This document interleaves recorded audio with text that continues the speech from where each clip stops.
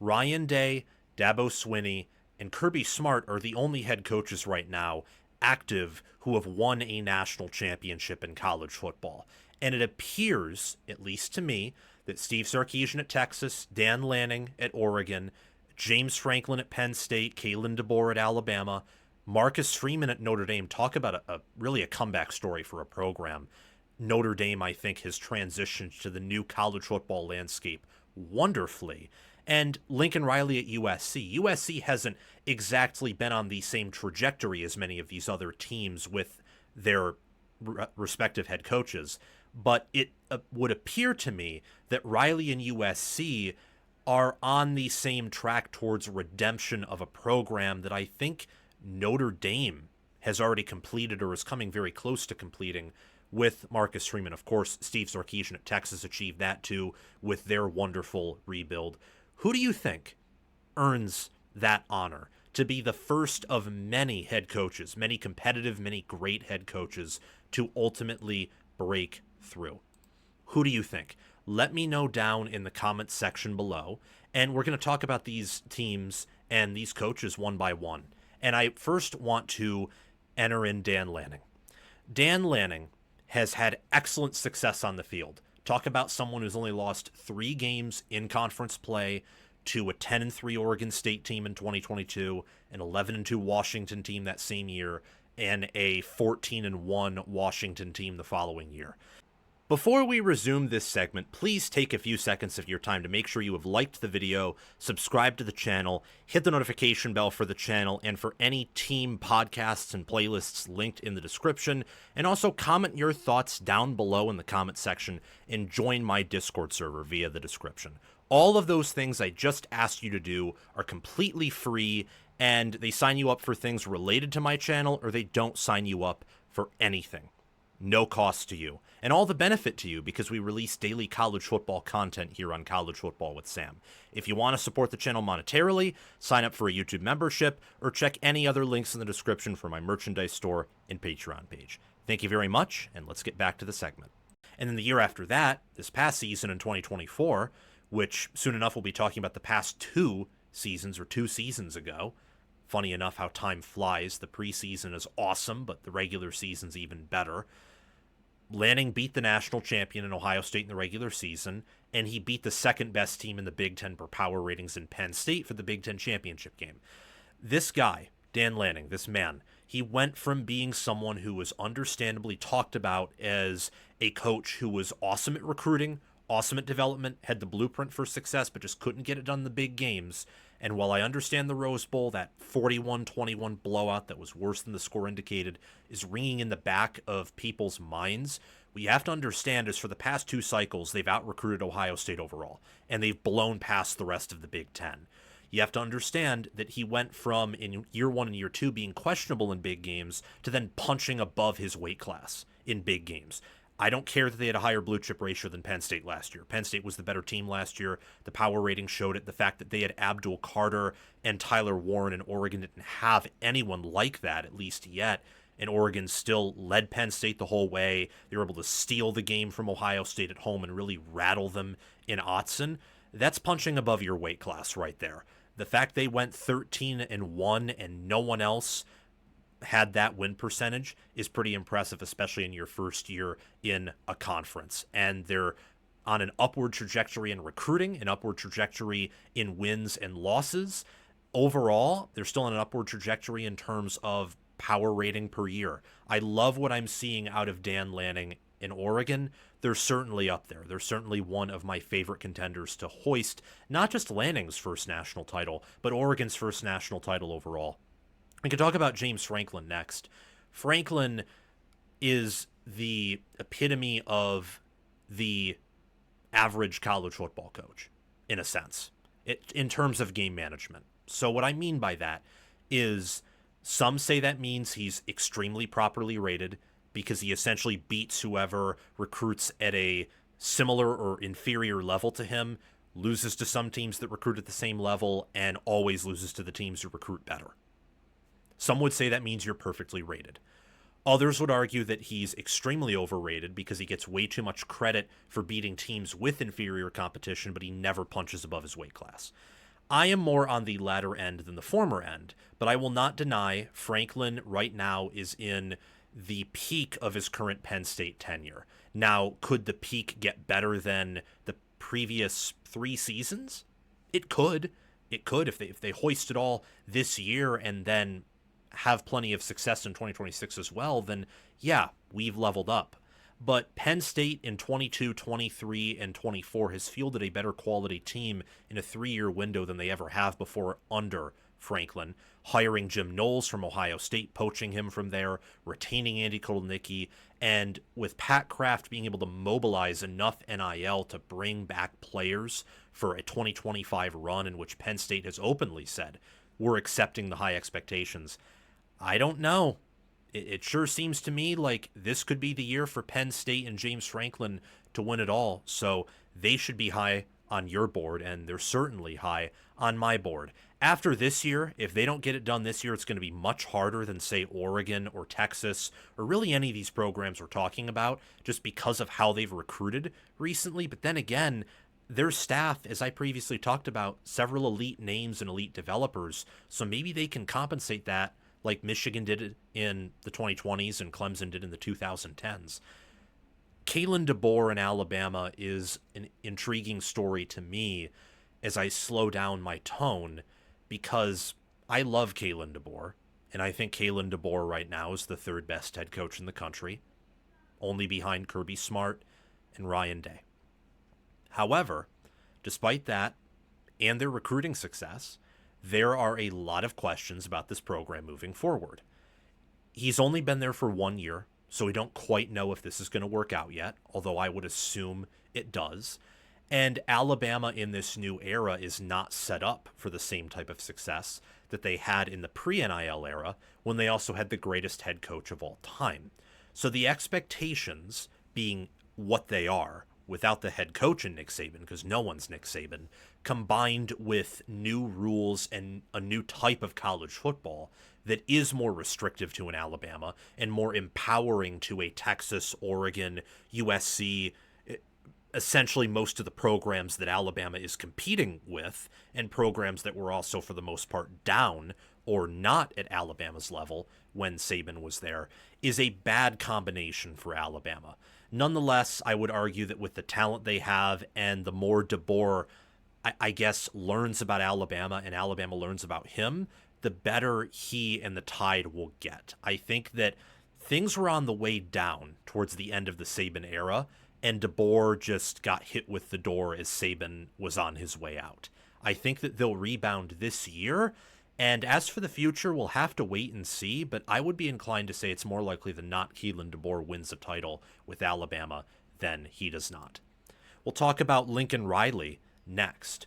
So, what do you think of when Lincoln Riley and USC are mentioned with these other programs and teams? So, I talked about already Oregon, preseason top 10.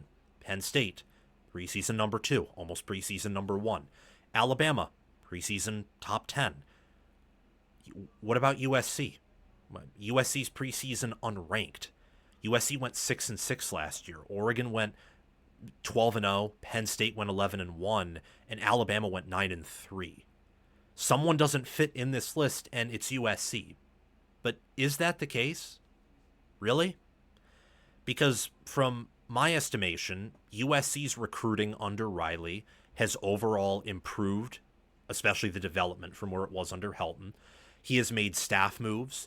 Chad Bowden at general manager, Tremaine Carroll at strength and conditioning, D'Anton Lynn at the defensive coordinator position. We could talk about Doug Belk. We could talk about Rob Ryan, Eric Henderson, the staffers that he's hired. They're recruiting at the level Penn State is, guys. And from my estimation, it looks like they are building a staff that is comparable where, no, you do not have SEC recruiting, but your staff is probably better than the better SEC staffs, or it's approaching that point. Imagine what Lincoln Riley could do at Oklahoma in those 2010s Oklahoma teams if he had great defense consistently. They would have won national titles, or they at least would have won some college football playoff games. And now that the field overall is weaker, and USC is about to sign a top 2 recruiting class this cycle, they're holding on to these players, and they have a great staff. I'm not saying they're going to win it all this year. That's very unlikely. However, what about down the road? Could Lincoln Riley, if he holds on to Lynn, win a title before all these guys we're talking about, all these head coaches? I think it's possible. Yes. Will I predict that to happen? Well, we'll have to wait and see. Looking at Notre Dame, USC's rival, and by the way, it's pretty obvious, or at least I think it should be obvious, that these teams should play each other every year. Not just because of the storied rivalry, that's the main reason, but also because I think that these are going to be consistently top 10 teams on an average basis moving forward. And I don't think Freeman's going to leave Notre Dame, and I don't believe that Riley will leave USC, at least by their own willpower. They seem to like it there, and I don't know if they would want the NFL or the NFL would want them. I'm just not involved in NFL spaces, not knowledgeable enough there, and it seems like while the NFL, you at least get a preseason. I know that a lot of these coaches like to positively impact young men. You can't do that to the same degree in the NFL that you can in college football. With Freeman, younger coach, someone who has made big leaps forward really every year in the quality of team he's commanding, and I think more specifically game management, for example. I think that while they're not quite in the realm of Ohio State, Georgia, Alabama, Texas, or Oregon talent-wise, by this recruiting cycle, they're getting there. And they've been in and out of the top 10 in recruiting in the past. I think Freeman has done a good job hiring coaches, deciding which ones to retain, which ones to let go. He's made good decisions overall. And the fact that he is as young as he is, and this is his first head coaching gig, makes those even more impressive. He is quickly learning and quickly adapting.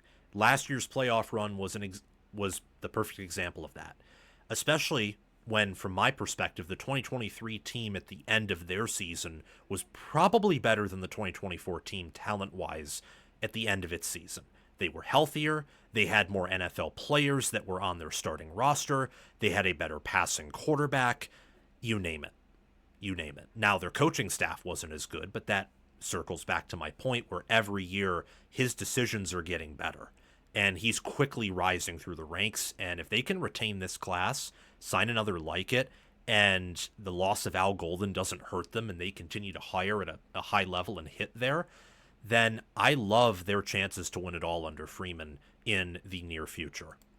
And last but not least, Steve Sarkisian, the ultimate comeback story out of all of this list, not just because of his personal life and where he went from his incident at USC to now, but where Texas was before he got there and where they are now.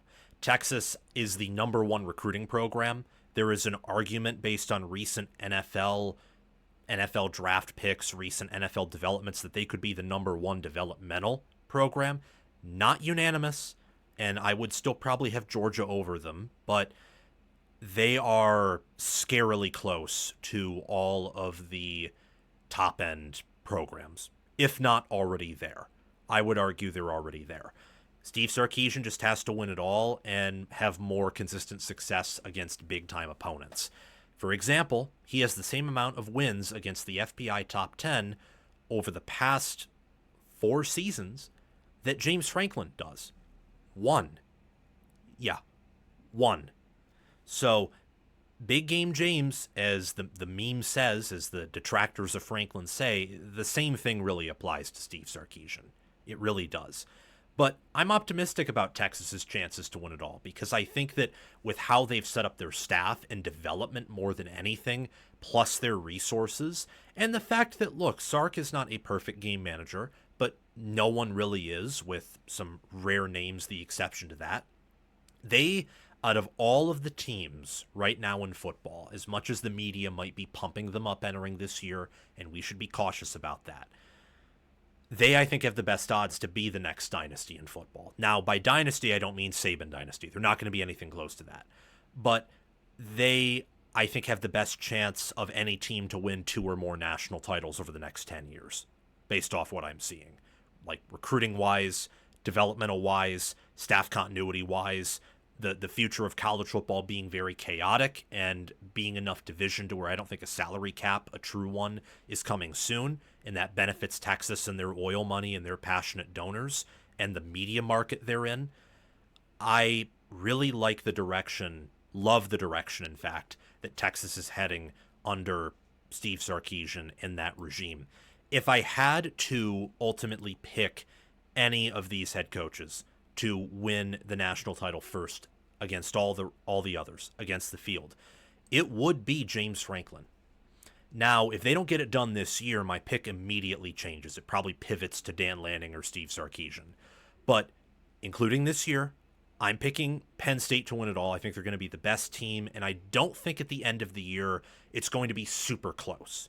Of course, Penn State isn't going to be so amazing they'll be unbeatable at the end of the year, but I think they're going to clearly pull away from the field by either middle of the year or end of the year. So I would go with James Franklin as the coach to win a national title first out of this whole list.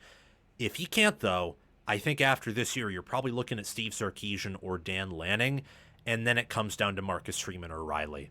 I've already said that I think DeBoer wins it all at Alabama sometime in his career, but I think I need to see year 2 and maybe year 3 before I can at least try to guesstimate when that will happen. Thank you for watching College Football with Sam.